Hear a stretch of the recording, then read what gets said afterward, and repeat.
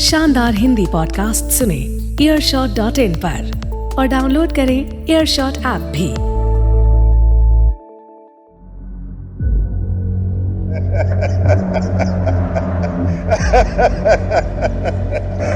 Why do you ask me about Hitler?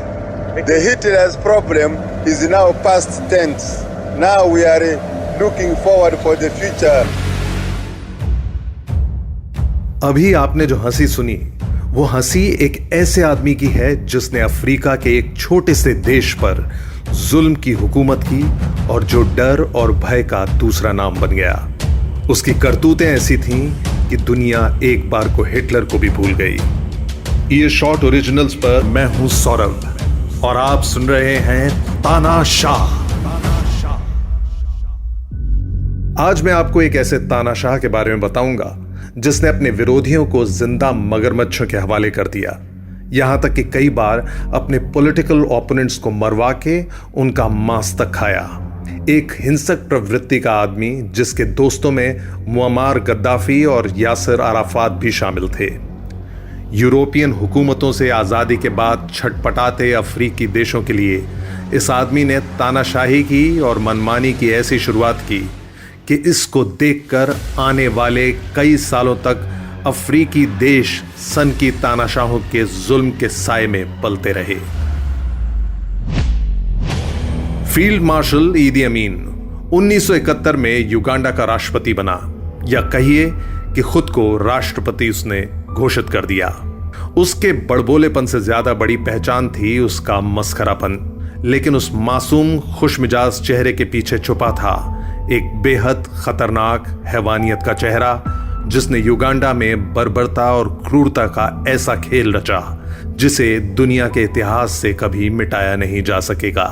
उसने Uganda में जो नरसंहार किया और जैसे अपने राजनीतिक विरोधियों की लाइव टीवी पर हत्याएं की, उसकी मिसाल शायद ही दुनिया में कहीं हो।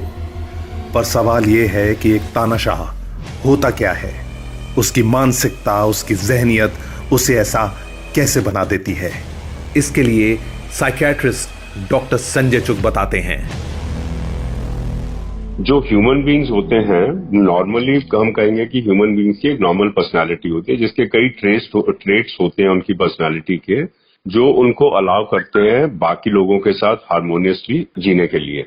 मगर कुछ एक छोटी सी परसेंटेज होती है ह्यूमन बींग्स में जिनको हम बोलते हैं साइकोपैथ्स। साइको मतलब पर्सनालिटी, पैथ मतलब पैथोलॉजी की उनकी पर्सनालिटी में, उनकी मानसिकता में विकृति है या पैथोलॉजी है। अब इस साइकोपैथ की जो पर्सनालिटी का सबसे इंपॉर्टेंट हिस्सा होता है, सबसे मेन हिस्सा होता है, उसको हम बोलते हैं ग्रैंडियोसिटी। ग्रैंडियोसिटी होता है ये फीलिंग कि मैं सब लोगों से सुपीरियर हूं, चाहे वो लुक्स हो, चाहे मेरी बोलने की एबिलिटी हो, चाहे मेरी पावर हो, चाहे मेरी स्ट्रेंथ हो, मेरी रिचेज हो, मेरा चार्म हो, बट मेरे से बेहतर ह्यूमन बीइंग कोई एग्जिस्ट नहीं करता।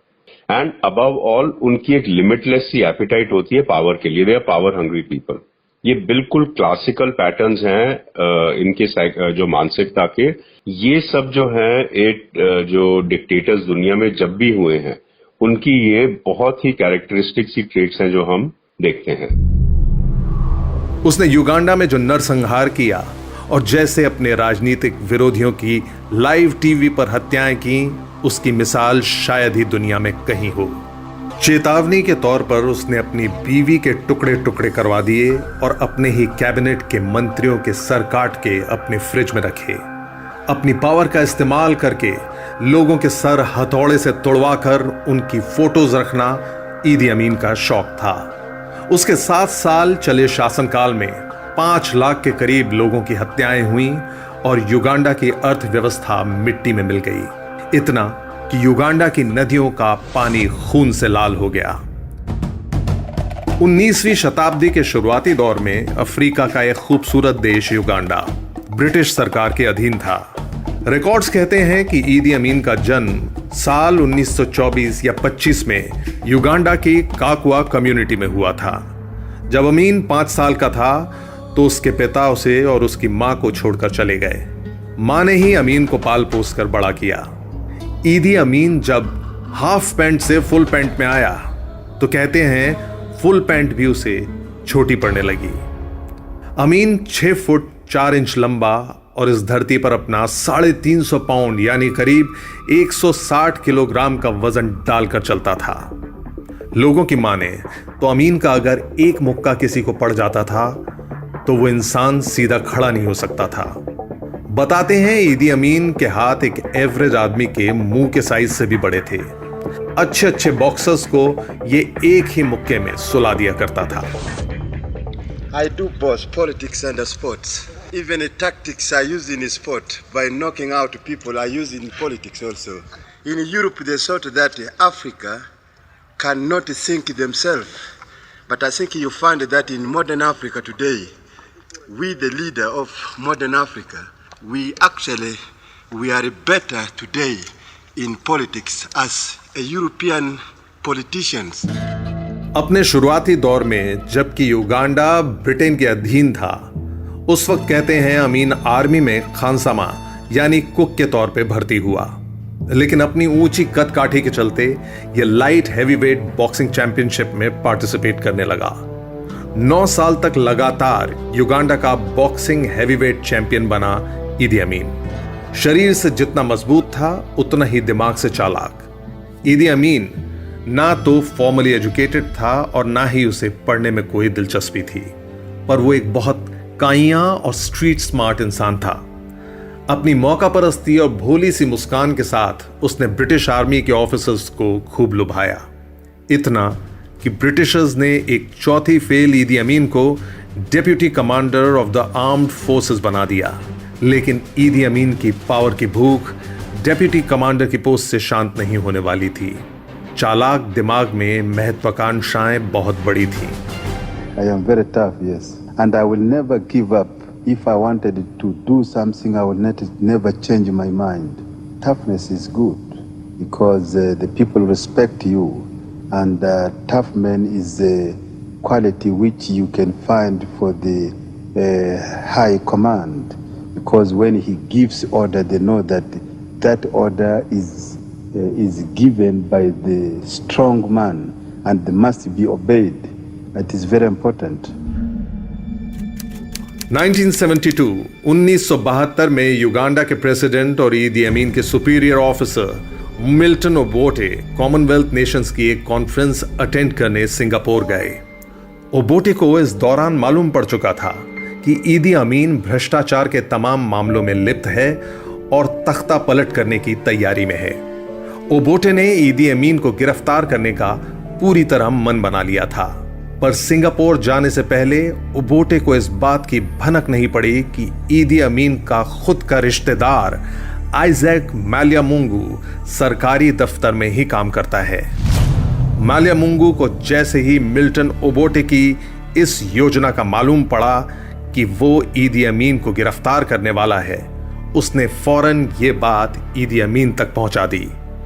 ईदी अमीन ने मौका देखा और फिर कभी मुड़ के नहीं देखा। घड़ी देखकर कुल 3 घंटे में उसने पूरे युगांडा को अपने कब्जे में ले लिया। इंटरनेशनल एयरपोर्ट सील करवा दिए गए और अमीन के सिपाही बंदूकें लेकर गाड़ियों में बैठकर सड़कों पर उतर आए। प्रेसिडेंट ओबोटे को हटाकर ईदी अमीन ने अपने आप को युगांडा का प्रेसिडेंट फॉर लाइफ टाइम और किंग घोषित कर दिया। The members of the Uganda Army and Air Force decided to take over from the civilian role because of the last arrangement which were made by the Dr. Apollo Milton Obote to disarm the whole tribe of Uganda except his own tribe Langi and Acholi. And also that is the point which brought all this problem. Idi Amin, most amazing man there's ever been. He the general, the president, the king of the scene. Idi Amin. Uganda की जनता के लिए ये एक बहुत ही जबरदस्त शुरुआत थी। लोगों ने जश्न मनाया, कुछ लोगों ने खुशी से मनाया तो कुछ लोगों ने डर से। शायद अगर नहीं मनाते तो ईदी अमीन उनकी खालें खिंचवा देता। ईदी अमीन के ऊपर एक बहुत बढ़िया फिल्म बनी है जिसका नाम है the last king of Scotland, जिसमें एक्टर फॉरेस्ट विटेकर ईदी अमीन बने हैं, जिसमें ईदी अमीन स्पीच देता है युगांडा के लोगों को जब वो प्रेसिडेंट की गद्दी पे बैठता है। यूट्यूब पर आपको ये क्लिप शायद मिल जाएगी। उसे देखेंगे तो आप समझ पाएंगे कि ईदी अमीन कितना शातिर तानाशाह था। मदारी अगर अपना डमरू बंदर के हाथ में दे दे तो बंदर भी खुद को मदारी समझ बैठता है। और ईदी अमीन तो गुरिल्ला वॉरफेयर में माहिर था। एक भयानक इंसान, एक पावर का लालची, हवस से भरा हुआ आदमी। प्रेसिडेंट बनते ही ईदी अमीन ने मास मर्डर्स का सिलसिला शुरू किया।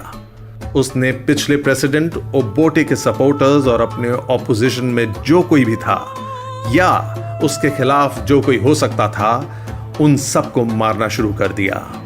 हाल ये था कि युगांडा का कोई ऐसा दिन शुरू नहीं हुआ, कोई ऐसी रात ढली नहीं जबकि ईदी अमीन के हाथों कत्ल ना हुए हो। नाइल नदी, जिसे अफ्रीका की गंगा कहते हैं, वो कई दफा लाल हो जाया करती थी। उसमें फेंकी जाने वाली लाशों के खून से, बेरहमी से लोगों को बिना किसी वजह के मार देना, सड़कों पर हजारों लोगों पर गोलियां चलवाना युगांडा में अब आम बात होने लगी थी। I wanted to tell the boxers that the only chance to defeat the referee who are against you or against the country is to win by knockout. अपने चले शासनकाल में, यानी ईदी अमीन के खुद के राज में, कहते हैं उसने तकरीबन 5 से 6 लाख लोगों को मारा। यह सिर्फ आंकड़ा है, सच्चाई कितनी अलग है हम सिर्फ अंदाजा लगा सकते हैं। दरिंदगी और हैवानियत का सिलसिला यहां रुका नहीं। ईदी अमीन की नजर जिस लड़की पर पड़ी, उसे वो अपना बनाने के लिए कुछ भी कर जाता। उसने कई औरतों का रेप किया। आंकड़ा है कि 35 से भी ज्यादा औरतें ईदी अमीन के हवस का शिकार हुई। बताते हैं कि ईदी अमीन के पागलपन का यह हाल था कि जब उसे पता चला कि उसकी दूसरी बीवी का किसी के साथ अफेयर है, तो उसने अपनी बीवी को बेरहमी से मारा और मार के उसका मांस खा गया। ईदी अमीन एक आदमखोर था। सोचिए, एक देश का, एक मुल्क का राष्ट्रपति जो कि इंसानों को मारकर खाता हो। कहते हैं कि उसका बाकायदा एक फ्रिज था जहां वो अपने दुश्मनों के सर यानी कपाल काट कर रखता था, उनका मांस स्टोर करके रखता और बाद में कभी खाया भी करता था। एक किस्सा और बहुत मशहूर है। एक चीफ जस्टिस ने ईदी अमीन की बात नहीं मानी तो उसने मौत के घाट उतार दिया। जब जज का पोस्टमार्टम चल रहा था तो ईदी अमीन वहां पहुंचता है और वही पोस्टमार्टम की टेबल पर पड़ी उसकी लाश से मांस नोच के खाता है। लेकिन क्या कोई इतना क्रूर हो सकता है? कोई इतना निर्मम हो सकता है? इसके लिए साइकियाट्रिस्ट डॉक्टर संजय चुग बताते हैं। अब कोई मेरे से पूछे कि इज कैनिबलिज्म पॉसिबल और is it an impossible thing, मेरा सीधा सा जवाब होगा कि there is nothing which is impossible.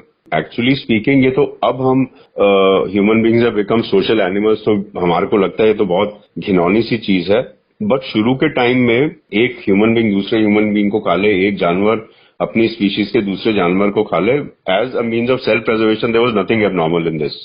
अब हो सकता है कि मतलब जैसे मैंने अभी सारी ये डिक्टेटर की या एक साइकोपैथ की पर्सनालिटी ट्रेट्स बताएं कि चार्मिंग होते हैं, मैनिपुलेटिव होते हैं, हो सकता है उसने इमेज कल्टीवेट करी, but I would not be surprised अगर वो एक्चुअली कैनिबल था। हो सकता है कि पहली बार किसी एनिमी को मारा उसके परिवार के सामने, उसी को मार के उसका मांस खा लिया। एक बार वो बात फैलने लग गई और हो सकता है उसके दांतों में खून लग गया, तो may be it is possible that was a springboard moment for his cannibalism also. Uganda में उस दौर में संभ्रांत और बहुत ही अमीर हिंदुस्तानियों से भी ईदी अमीन को खास नफरत हुआ करती थी। उसका यह मानना था कि हिंदुस्तानी, या ये कहिए कि एशियंस, अफ्रीकी लोगों का शोषण करते हैं। युगांडा की छोटी सी अर्थव्यवस्था को अगर किसी ने संभाल के रखा था तो वहां बसे कुछ 1 लाख हिंदुस्तानी ही थे। और एक दिन ईदी अमीन ने फरमान जारी किया। Actually, I took this decision for the economy of Uganda, and I must make sure that every Ugandans get a fruit of independence. Since independent, actually Uganda is not yet independent, I will say that. Even when the British handed over on the 9th of October 1962, the Uganda still not yet independent. Uganda will be independent after this, my decision, after I want to see that the whole Kampala street is not full of Indians. It must be proper black and administration in those shops is run by the Ugandan. They must go to their country. If they want to go, they are welcome to go. I think they will be sitting like they are sitting on the fire.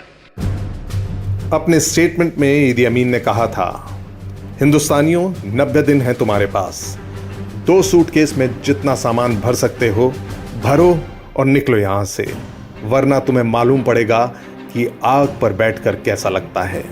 आनन फानन में डरे सहमे लोग Uganda छोड़ के भागने लगे।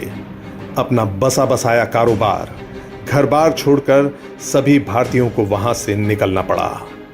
नतीजा यह हुआ कि युगांडा का पूरा बिजनेस ठप पड़ गया। इन्फ्लेशन यानी महंगाई 1000% बढ़ गई। इस बात को ऐसे समझाया जा सकता है कि आज जो ब्रेड बाजार में 35 रुपए की मिल रही है, वो अचानक आपको 35,000 की मिलने लगे तो आम आदमी की क्या हालत हो जाएगी। युगांडा का भी यही हाल था। This decision purely not against Britain, not against India, Bangladesh or Pakistan or any Asian, but I took this decision only for the economy of Uganda.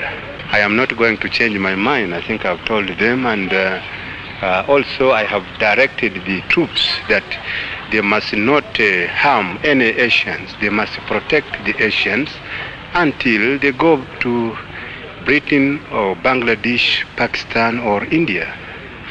And those who are of Tanzania, Kenya, Rwanda, they will have to go immediately within less than a week to their country they come from, because they are not very far from Uganda, because they are just here. And some of them have got 5 passports. They are actually smugglers. गरीबी और बदहाल economy से ईदी अमीन को सरोकार नहीं था। वो बस अपनी तानाशाही, सनक और अय्याशी में मशगूल था। वो बच्चे पे बच्चे पैदा कर रहा था। ईदी अमीन ने 6 शादियां की और इन 6 शादियों से उसके 45 बच्चे हुए। ईदी अमीन हिटलर और गद्दाफी की आइडियोलॉजीज का भी बहुत बड़ा प्रशंसक था। हिटलर ने जो 6 मिलियन ज्यूज का कत्ल किया था, ईदी अमीन उसकी तारीफ करते नहीं थकता था। गद्दाफी से तो पर्सनल लेवल पर उसकी दोस्ती थी और मुअम्मर गद्दाफी ने ही ईदी अमीन की खूब बढ़ चढ़कर मदद की। असला, बारूद, हथियार, पैसा, डिक्टेटरशिप की पूरी एडवाइस गद्दाफी ईदी अमीन को होलसेल में दिया करता था। देखते ही देखते ईदी अमीन की सनक इस कदर बढ़ गई थी कि वो आए दिन इजराइल और ब्रिटेन को धमकी देता रहता था। एक रिपोर्टर ने जब उससे पूछा कि आपको नहीं लगता कि आप ब्रिटिश हाई कमीशन को अपनी करतूतों से नाराज कर रहे हैं, तो ईदी अमीन ने जवाब में कहा था, आई डोंट माइंड, वैसे भी अंग्रेजी सरकार मुझे कुछ खास दे नहीं रही। एक अन्य इंटरव्यू में उसने इंटरव्यू करने वाले जर्नलिस्ट तक को धमकी दे डाली। I think you should not listen too much what exile are telling you. You shouldn't. If you want, you come direct to Uganda and get your representative in Kampala so that he can give you accurate information. But I wanted to ask you, are you not afraid of interviewing the conqueror of British Empire as you are British? 1972 से 1979 यानी 1972 से 1989 तक चले अपने राज में ईदी अमीन ने Hitler के भी सारे रिकॉर्ड्स अपने नाम कर लिए। ईदी अमीन को 1980 में युगांडा छोड़कर भागना पड़ा। धीरे धीरे न सिर्फ पूरी दुनिया ईदी अमीन के खिलाफ हो गई, बल्कि उसके अपने मुल्क के लोग, उसकी जनता भी उसको नापसंद करने लगी। माना जाता है पहले वो लीबिया पहुंचा, जहां से मुअम्मर गद्दाफी ने उसको सऊदी अरब का रास्ता दिखाया, और फिर जिंदगी के 23 साल ईदी अमीन ने सऊदी अरेबिया के जदा में गुमनामी में बिताए। एक तानाशाह, एक डिक्टेटर जो 7 साल तक युगांडा के सर पे सवार रहा और न जाने कितने लाख लोगों को उसने मौत के घाट उतार दिया, अब वो किसी काम का नहीं रहा था। 2003 में ही सऊदी अरेबिया में ही ईदी अमीन की मौत हो गई। आज भी युगांडा के लोग जब ईदी अमीन का नाम सुनते हैं तो एक बार को उनकी रूह कांप जाती है। ईदी अमीन अकेला नहीं है जिसके हाथ लाखों लोगों के खून से रंगे हैं, उनके जैसे और भी हैं। ईदी अमीन यानी अफ्रीका के हिटलर की तो बात हमने कर ली, लेकिन अगली बार बात करेंगे द ओरिजिनल एडोल्फ हिटलर के बारे में। आप जानते हैं कि हिटलर मास मर्डरर था, लेकिन क्या आपको यह मालूम है कि हिटलर शाकाहारी भी था? सुने सुनाए इन तानाशाहों के बारे में कुछ अनसुने, खौफनाक, हैरान कर देने वाले किस्से लेकर मिलेंगे आपसे अगले एपिसोड में। यह है ईयरशॉट ओरिजिनल और आप सुन रहे हैं तानाशाह।